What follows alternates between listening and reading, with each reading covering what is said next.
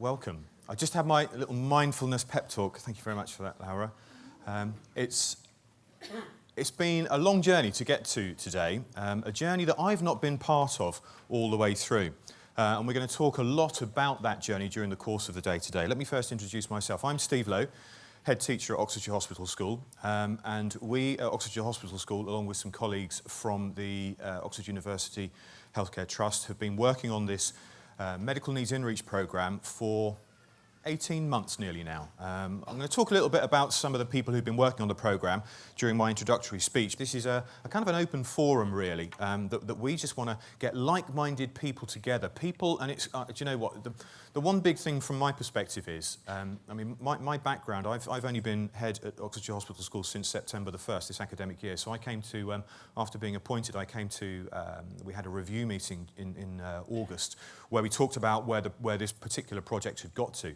So I'm kind of a bit of an interloper on the whole project, really. And my background is mainstream schools, although I've got quite a bit of experience in another local authority of working with hospital schools in the physical and the mental health capacity. So, you know, I do have experience. But coming into Oxfordshire and the Oxfordshire Hospital School is very much a new venture for me. So I've really only been here for, 14 weeks now, so a relatively short period of time. I can't take credit for what's going to be spoken about today. I'd like to think I can take some credit for what happens next, but we'll talk about that a little bit later on.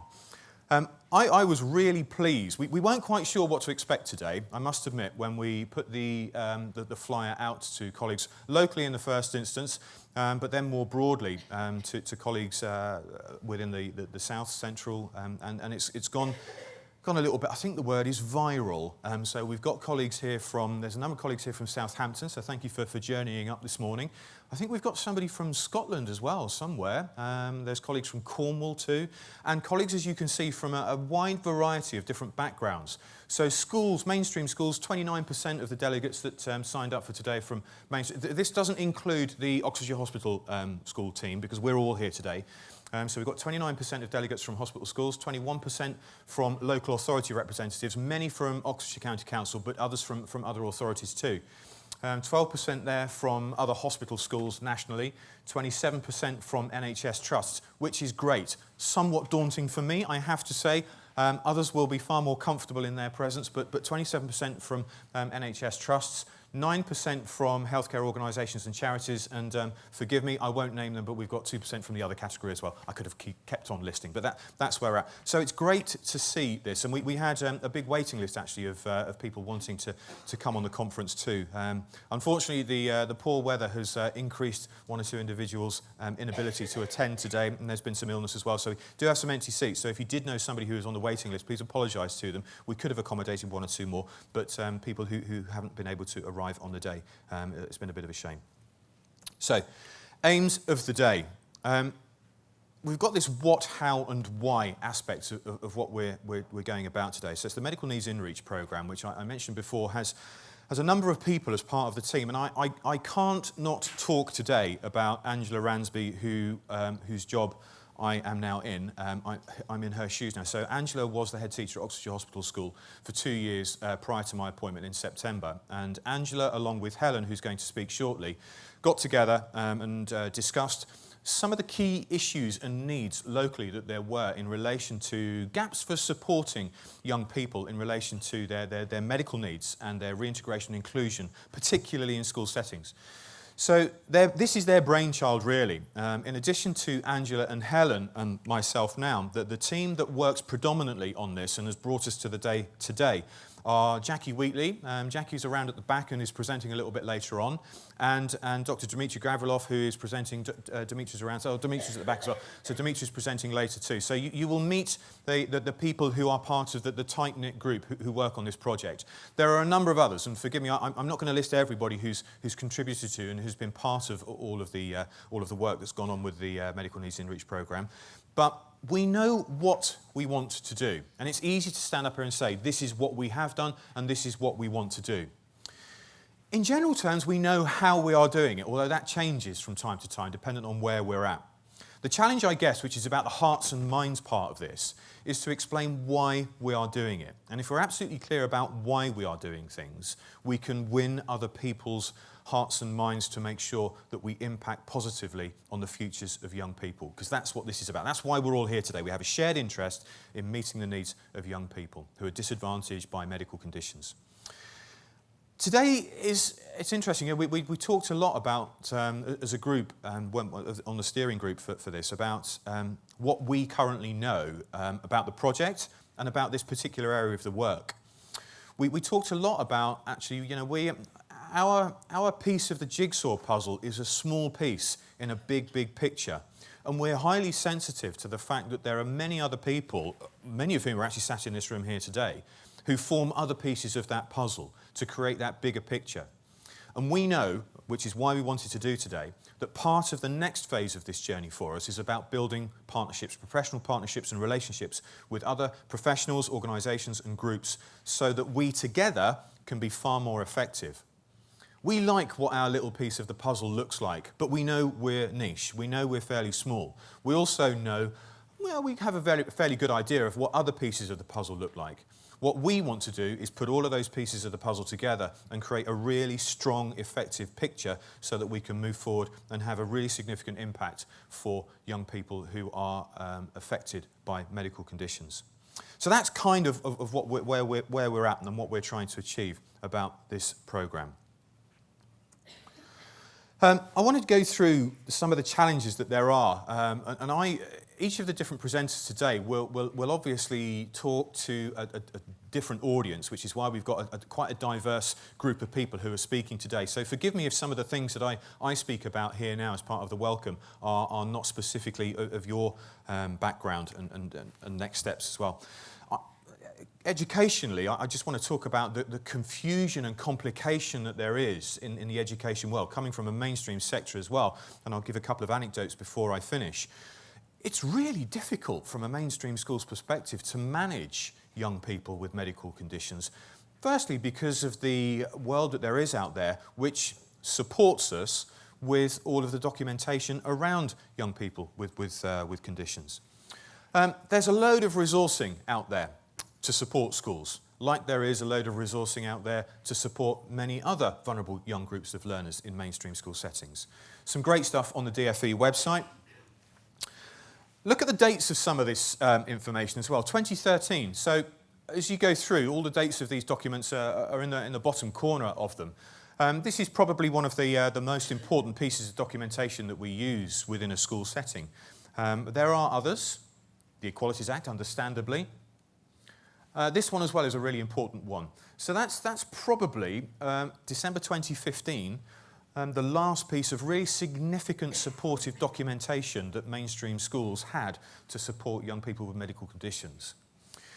More recently, and this is really significant, and the pile is increasing on the right-hand side in relative comparison to that on the left. There are others that are historic as well. I've just picked out the main ones. But these are the ones that have come out this academic year from the Department for Education. This is a particularly interesting one. I won't bore you with all the content of it. But it also then has a response to that as well. Some really important stuff coming out at the moment for schools around supporting young people with mental health conditions and the provision that there is as we move forward to support those young people. There is lots of funding nationally going in to support young people with mental health conditions. The Mental Health Practitioners in School pilot project, of which we hope to be part of locally, but still don't know all of the detail of what that might look like, is going to be something that rolls out nationally within the next few months. More information about mental health and behaviour in schools. So there's a lot of stuff that's gone on. There's a limited amount of research, however, that's taken place in and around specifically young people with medical conditions and the support that's provided for young people who have been hospitalised as a result of that and have been in hospital schools. I was lucky enough to go to, we've got a new organisation, national organisation in the hospital schools called the National Association of Hospital Education, and a piece of research was carried out not that long ago by Joseph Mintz and Iona Palaeologu. Sorry, Forgive me, she's not here, I do apologise. From UCL, they've done a great piece of research nationally and spoken to a number of hospital schools across the country about what's going on, what best practice is. Really good piece of research, which I'm not going to share all of the detail with you today, but if you want more information about that, I'm very happy to share it with you. I have to check with those guys first, but I know they'd be happy for me to talk in a little bit more detail about that. But there's some good stuff that's gone on there. But there is a limited amount of research that's actually taken place regarding the support for young people with medical conditions and the impact that those medical conditions have on their progress, their social, emotional and academic learning as they move forward. There's some other good bits and pieces that are out and about there. There's a website called Well at School, which was set up by one of the other hospital schools, which is a great website, really good piece of information. There's also this website, medicalconditionsatschool.org.uk, set up by an alliance in 2016, as it says there, for schools to support young people with medical conditions. Many of the focus points for these organisations revolve and hinge on the individual healthcare plans, which are going to be spoken about a fair bit later on. This is really interesting from my perspective. I'm going to stand over this side so I can see the clock again. From a mainstream perspective, where I came from prior to joining Oxfordshire Hospital School, I used to talk a lot with colleagues. I have a pastoral background and working with colleagues in mainstream schools pastorally over very many years. And it's really interesting about the impact our emotions, our responses can have on young people with medical conditions. And I think that we must always remember and be cognizant of our involvement, our interventions, our responses, and what we bring as individuals as much as what we bring as professionals to the table when working with young people. Some of us interact with young people face to face. Some of us do it at a strategic level. Some of us are doing both. But what we must always remember is that our impact and our interventions and our interactions will always have an impact on that young person that we're working with. So everything we do must focus on what we are doing. But it's just some interesting responses that have come from those pieces of research that I've referenced previously. From my perspective, coming from a mainstream background, I worked just prior to coming into this position with two young people actually who are experiencing non-epileptic seizures. And I was working in a large mainstream secondary school with 1,200 pupils. And it's a shock, I have to say, from a mainstream perspective to see a young person have a seizure in front of you, to fall to the floor, to see the reactions and responses of the other young people that are around who don't see that sort of thing in day-to-day life. They see it on Casualty when they're watching telly at the weekend. They read a little bit about it on social media. But when one of their peers has an epileptic seizure in a large secondary school, the responses are quite remarkable. There are screams, there are support, there is running away, there's panic. But it has a big impact on a mainstream school, mostly because we don't know how to deal with it. And corridors get closed, ambulances get called. All sorts of things happen in a mainstream setting. And what we want to do now, as part of this programme, is to make sure that schools feel far more supported and young people particularly feel far more supported to ensure that their needs are much better met. There'll be some case studies about how that happens during the course of the day-to-day, which I'm particularly looking forward to. Young people with chronic fatigue is another really interesting area. And talking with colleagues in mainstream settings, there's a lack of understanding, a lack of knowledge, a lack of empathy, and sometimes actually downright ignorance and dismissal of young people with chronic fatigue as well in mainstream settings. But particularly a lack of understanding. And again, what we do here around the healthcare plans is really quite important. I'm very positive, though, I have to say, I'm not going to talk about my political allegiances and alliances here today, but we had the conference that we had for the National Association of Hospital Education. We had the gentleman on the right-hand side there, Jonathan Ashworth, who is the Shadow Education Secretary, speaking. And on that day, he actually tweeted alongside the Shadow Health Secretary. Now, I make no assumptions about the quality of these people. What I am saying is, it's on their agenda to work together. A photograph of the two of them, I mean, that's fairly unprecedented to see. I mean, I know they're the shadow secretaries for their own particular areas, for the Labour Party, but to see the Health Secretary and the Education Secretary, shadow secretaries, working together and putting a joint statement out together was very, very positive from my perspective, from the field of work that we're in. It was excellent. And there is a lot of other national chatter around at the moment. All of those 2018 documents that are being constantly pushed out by the DfE at the moment are, yes, helpful for us. What they are doing at the moment is raising the profile and saying that this is important. This particular area of work is important for us as we move forward. A lot of other work going on around curriculum nationally and what that looks like, moving away from some of those things that have triggered some mental health conditions and concerns in young people, constant testing, constant measuring, around to a more skills-based curriculum. We wait to see what that looks like with bated breath. I'm quite excited about what the prospect of that is likely to be. There's some other really good work that's been done. Colleagues from the education field will know and have heard of an organisation called NASEN, the National Association for Special Educational Needs. And some other colleagues within the hospital sector worked with NASEN to create this particular document. Now, again, I'm not going to go through it in a great amount of detail. You've got this on your stick. This is one of the documents on your stick, which is a great go-to document for us in the hospital school, particularly when talking with home schools. It's got there are a number of pages on it. Again, I'm not going to go through them in detail, but it goes through some case studies. It goes through some best practice, some really useful information in there about some national information that's been put out by the DfE as well. Some good reference points, but well worth a read. So if you only read one of the documents that have got DfE information in it, then I would say go to this one. So some really good stuff on there. One of the things that impacts young people, there are a variety of others, is around school absence. And again, nationally, in the education world, there's a big push around the absence of young people. And I've spoken to, just last week I was in Sheffield speaking to colleagues about the impact of young people's medical conditions on themselves in school.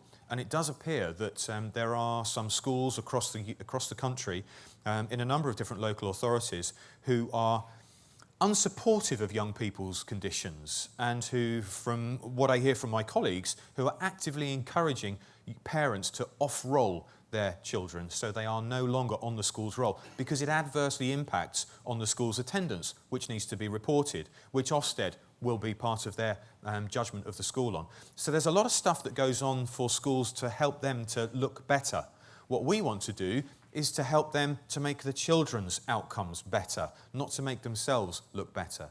But I do feel, again, some other conversations around what's happening nationally in relation to Ofsted at the moment, that there's some good and positive comments coming out of that. Now, that's something I didn't think I'd say, use the word positive and Ofsted in the same sentence. But there we are, I've done it. But there is some good stuff that's likely to be coming out. Some stuff that gets in the way. We know all of this. And what we want to try and do as part of the day-to-day is bring people together so that we can communicate more. And again, this stuff has come out of the research. This is not my background information knowledge. This is out of the other pieces of research. So here are some of the concerns, again, research-based concerns that have come out of a lot of the information, the conversations that we have had. These are not my feelings, these are not my thoughts. These are conversations that we have had and from the national research that's been carried out. And again, what we want to try and do as part of what we are doing here and now is to address some of these key issues. And that's what we're looking at during the course of the day today. Let's just finish by thinking about the young people and the impact of what happens to young people who have a medical condition when they are in school. All of these things are thoughts, feelings, actual things that happen to young people in school. Now, nationally at the moment, we're listening to some YouTube video clips that have been released from a school which don't relate necessarily to a medical condition, but the impact of some of the bullying that takes place in school has a significant impact, negative impact on young people's mental health conditions. All of these things are happening today in schools around us, in Oxfordshire and nationally. These things are happening, and there is a significant impact on young people's motivation and on their attainment as they then move forward. And those are two of the reasons then why schools are really concerned about those young people and then don't always manage those situations properly. I've got a red light flashing in front of me, and I've just finished my presentation. Yes. Thank you.